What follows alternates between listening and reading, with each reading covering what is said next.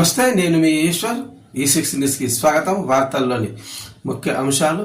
Hyderabad తార్నాకలోని bus Bhavan RTC యాజమాన్యానికి కార్మిక సంఘాల జేఏసీ సమ్మె నోటీస్ ఇచ్చింది. తమకు ఇచ్చిన హామీలు అమలు చేయాలని, ప్రభుత్వంలో ఆర్టీసీని విలీనం, 2 PRCలు, CCS, PF డబ్బులు 2,700 కోట్లు చెల్లింపుల వెంటనే అమలు చేయాలని డిమాండ్ చేసింది. డిమాండ్ల నెరవేర్చకుంటే ఫిబ్రవరి 9 నుంచి సమ్మెకు దిగుతామని హెచ్చరించాము. ఆర్టీసీ యాజమాన్యానికి నోటీసులు స్పష్టం చేసింది.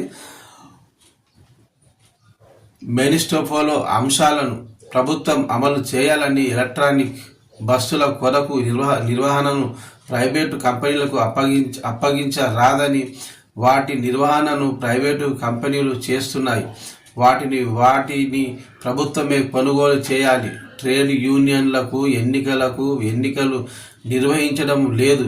యూనియన్లు రద్దు చేసి కార్మికులకు పని గంటలు పెంచారు అని జేఏసీ నేతలు ఆందోళన వ్యక్తం చేశారు. పెద్ద ఎత్తున కార్మిక సంఘాలు నేతలు బస్ భవన్ వద్దకు చేరుకోవడంతో ఎలాంటి అవాంఛనీయ ఘటనలు చోటు చేసుకోకుండా పోలీసులను భారీగా మోహరించారు.